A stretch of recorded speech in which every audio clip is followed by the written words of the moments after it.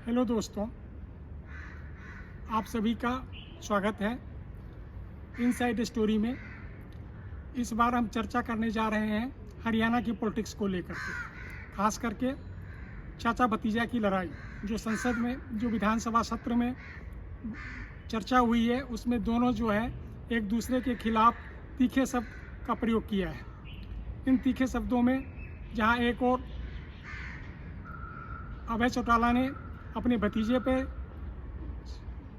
Property dealing का आरोप लगाया है, तो दूसरी ओर उन्होंने कहा है कि यदि इस मामले में मेरे ऊपर कोई सबूत साबित हो जाए तो मैं कुछ भी करने को तैयार हूँ। लेकिन सबसे बड़ी बात यह है कि हिसार हवाई अड्डे को लेकर के कि क्या वाकई क्या स्थिति है।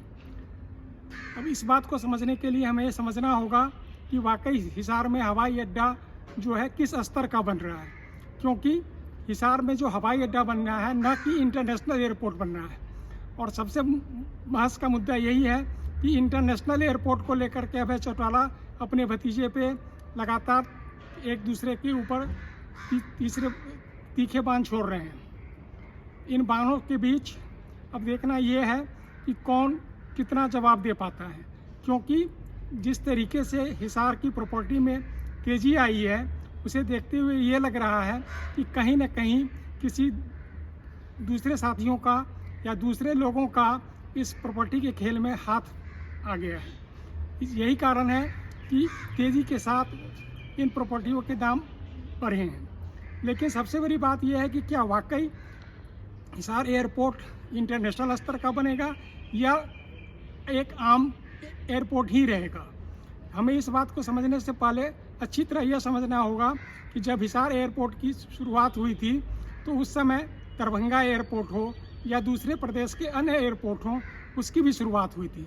लेकिन हिसार में सिर्फ पायलट प्रोजेक्ट के नाम पे हिसार से लेकर के चंडीगढ़ का ही फ़्लाइट जो है लोकल फ़्लाइट की व्यवस्था की गई थी, और वो भी कुछ दिनों के चलने के बाद उसे बंद कर दिया गया था।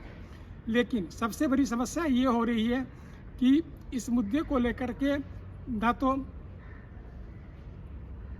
अभय चौटाला सही तरीके से लोगों को बता पा रहे हैं और न ही दिग्विजय चौटाला सही तरीके से अपना पक्ष रख पा रहे हैं। यही कारण है कि एक दूसरे के बीच ये लोग आपस में लड़ते रहते हैं और सही तस्वीर सामने नहीं निकल के आती है। सही तस्वीर को जानने के लिए हमें अच्छी तरह समझना होगा कि क्या वाकई एयरपोर्ट कहाँ का बनेगा।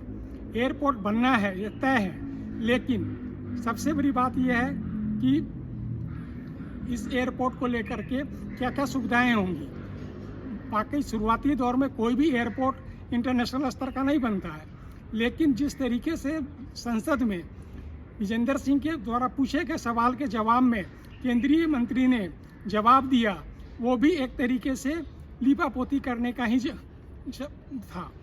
लेकिन अब सबसे बड़ी बात ये हो रही है कि क्या इस लीपापोती का उत्तर उस समय दिया जा सकता था या नहीं दिया जा सकता था। अब इस लड़ाई के बीच में अब हमें सबसे बड़ी बात यह है कि क्या मुख्यमंत्री मनोहर लाल खट्टर इस मुद्दे को हस्तक्षेप करेंगे और बोलेंगे कि नहीं, यहाँ पे इंटरनेशनल नहीं लोकल स्तर का ही एयरपोर्ट बनेगा जैसे अन्य शहरों के लिए है। Thank you.